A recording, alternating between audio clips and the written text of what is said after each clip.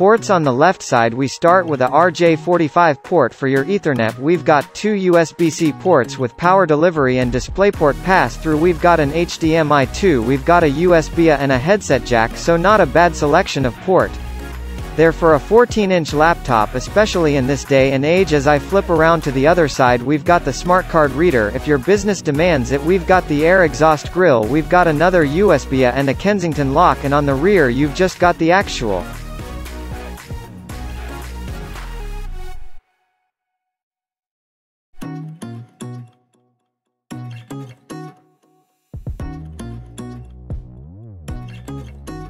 keyboard. Move up to the keyboard itself. It's your standard affair of a ThinkPad keyboard, slightly sort of concave keys. It feels great to type on now. As with most of the other ThinkPad range of this year, they have reduced the travel a little bit, so if you're used to that deep travel from some of the older ThinkPads, you may be a bit disappointed, but haven't touched on a lot of keyboards this year. I still think this is one of the better keyboards to type on day in day out, and I absolutely love typing up documents on this machine. I also love the layout of this as well. I know it's got some smaller cursor keys, but at least you've got full-size up or down cursors, unlike a lot of other laptops. Now, with regards to the keyboard itself, you can order it with or without backlighting. I'm not that bothered about the backlighting on